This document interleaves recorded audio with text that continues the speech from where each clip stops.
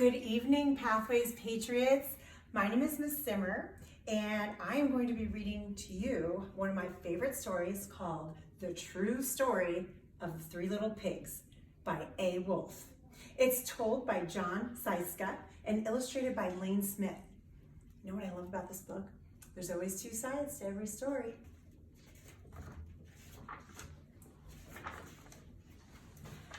Everybody knows the story of the Three Little Pigs, or at least they think they do. But I'll let you know a little secret. Nobody knows the real story because nobody's ever heard my side of the story. I'm the wolf, Alexander T. Wolfe. You can call me Al. I don't know how this whole big bad wolf thing got started, but it's all wrong. Maybe it's because of our diet.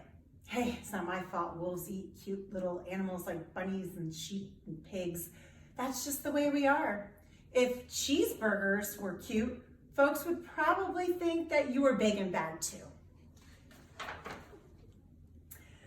But like I was saying, the whole big bad wolf thing is all wrong. The real story is about a sneeze and a cup of sugar. This is the real story. Way back in Once Upon a Time land, I was making a birthday cake for my dear old granny. I had a terrible sneezing cold and I ran out of sugar. So I walked down the street to ask my neighbor for a cup of sugar. Now this neighbor was a pig, and he wasn't too bright either. He had built his whole house out of straw. Can you believe it? I mean, who in their right mind would build a house out of straw? So of course, the minute I knocked on the door, it fell right in. And I didn't want to just walk into someone else's house, so I called, little pig, are you in? No answer. I was just about to go home without the cup of sugar for my dear old granny's birthday cake. That's when my nose started to itch and I felt a sneeze coming on. Well, I puffed and I snuffed and I sneezed a great sneeze. And you know what? That whole darn straw house fell down. And right in the middle of the pile of the straw was the first little pig, dead as a doornail. He had been home the whole time.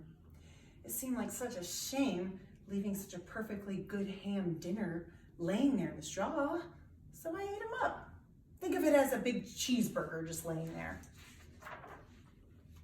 I was feeling a little better, but I still didn't have my cup of sugar, so I went to the next neighbor's house. This neighbor was the first little pig's brother. He was a little smarter, but not much. He had built his house out of sticks. I rang the bell on the stick house and nobody answered. I called Mr. Pig. Mr. Pig, are you in? He yelled back, go away, wolf. You can't come in. I'm shaving the hairs on my chinny chin. I had just grabbed the doorknob when I felt another sneeze coming on. I huffed and I snuffed and I tried to cover my mouth, but I sneezed a great big sneeze. And you're not gonna believe it, but this guy's house fell down just like his brother's. And when the dust cleared, there was the second little pig, dead as a doornail. Dead as a doornail. Wolf's honor. Now, you know food will spoil if you just leave it out in the open. So I did the only thing there was to do. I had dinner again. Think of it as a second helping. I was getting awfully full, but my cold was feeling a little better, and I still didn't have that cup of sugar for my old dear granny's birthday cake. So I went to the next house, and this guy was the first and second little pig's brother. He must have been the brains of the family because he built his house out of bricks. I knocked on the brick house, no answer. So I called Mr. Pig, are you in? And do you know what that rude little porker answered? Get out of here, wolf. Don't bother me again. Talk about impolite. He probably had the whole sack full of sugar, and he wouldn't even give me one little cup for my dear old sweet granny's birthday cake. What a pig. I just about ready to go home and maybe make a nice birthday card instead of a cake when I felt my cold coming on again, and I huffed and puffed, and I sneezed once again. Achoo! And then the third little pig yelled, and your old granny can sit on a pin. Now, I'm usually a pretty calm fella, but when somebody talks about my granny like that, I go a little crazy. So when the cops drove up, of course, I was trying to break down the pig's door, and the whole time I was huffing and puffing and sneezing, and I was making a real big scene. And the rest, as they say, with history.